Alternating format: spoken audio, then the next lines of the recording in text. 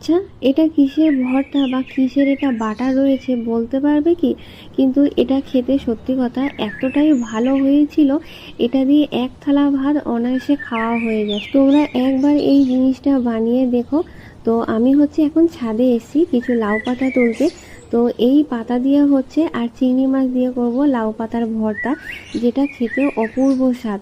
তো বেছে বেছে কিছু কচি কচি লাউ পাতা তুলে নিলাম, যেটা আমাদের ছাদ বাগানে হয়েছিল।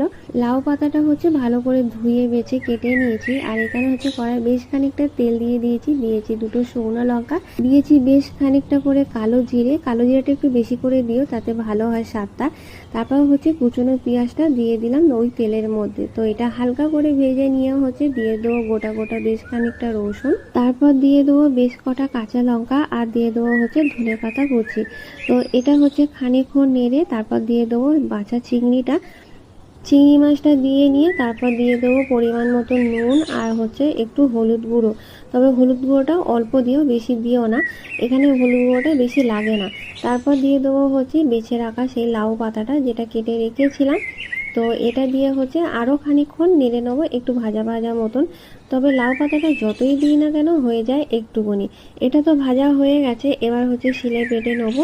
তবে একটু ঠান্ডা করে বেটো, আর যদি মিক্সিতে বাটো তাহলে তো একদমই ঠান্ডা করে।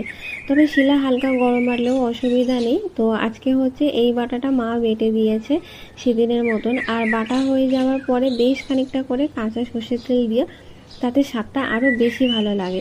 তেলে যে ঝাঁঝটা থাকে ওই ঝাঁঝটাই আরও বেশি স্বাদ বাড়ায়।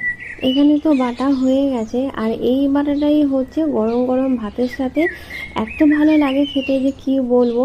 এই বাটা দিয়েই তুমি 2 থেকে 3 বেলা ভাত খেতে চাইবে, কোনো তরকারিই লাগবে না। তো এই বাটাটা তোমাদের কেমন লাগলো অবশ্যই জানিও। আর ভিডিওটা যদি একটা লাইক আর সাবস্ক্রাইব করে দিও, তাতে আমি বুঝতে পারবো যে তোমাদের ভিডিওটা ভালো লাগছে।